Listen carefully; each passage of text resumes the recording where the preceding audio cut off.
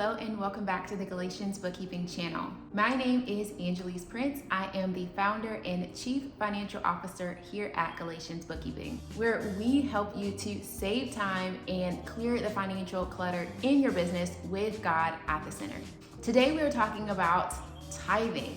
We get quite a few questions about tithing, what it is and what it's not. And if you're interested in more about that, you can head to this video where we break down all the specifics about tithing, what it is, and why it amazingly benefits you.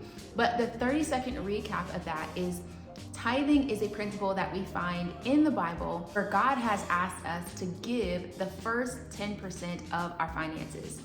And if we are obedient to what He has asked us to do, God will, in response, pour out a blessing that is so huge that we do not even have enough room to receive it. Now, we have already gone through an entire video explaining more about what tithing is and why it immensely benefits you as a business owner.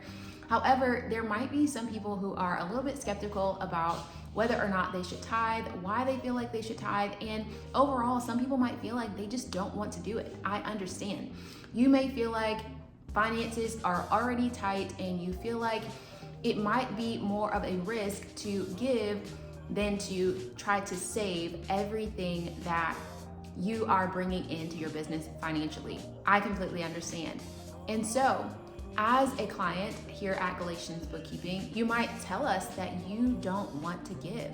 If that is you, understand that there is no judgment and there is no shame and there is no condemnation.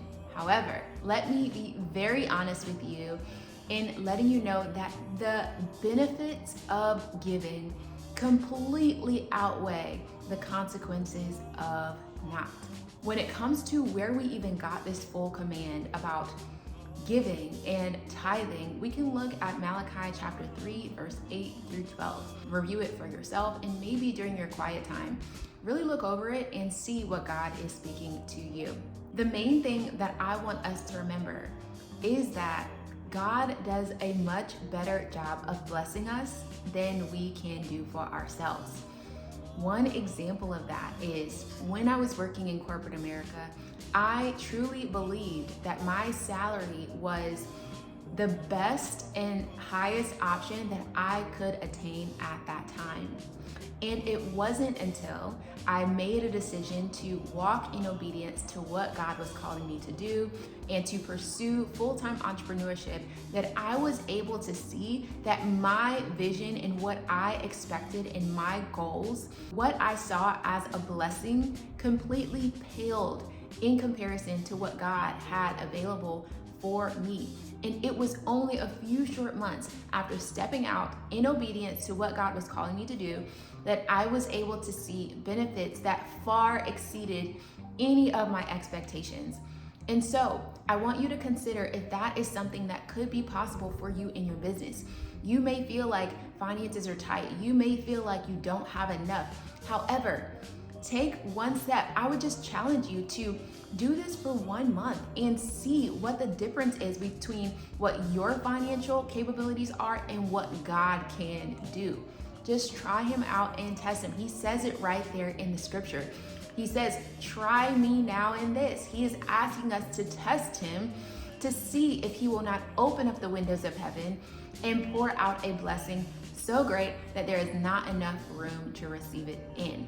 And so that is my challenge for you today, is to take this month and try God. Give 10% of your finances to the church, to someone in need, to the poor. You can give it to whoever God lays on your heart and just see what happens in your finances after the fact. Now, I will quickly say, I have seen clients on one end struggling and having negative profit and negative numbers as it relates to their finances. And after some time have been able to see the complete opposite, where they are receiving 4 and 5 and 6 and 7-figure numbers coming into their business finances.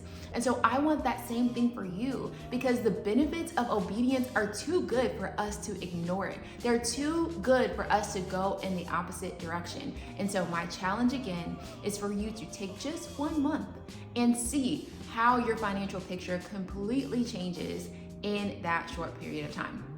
I hope you enjoyed today's video, and until next time, chat soon. Bye.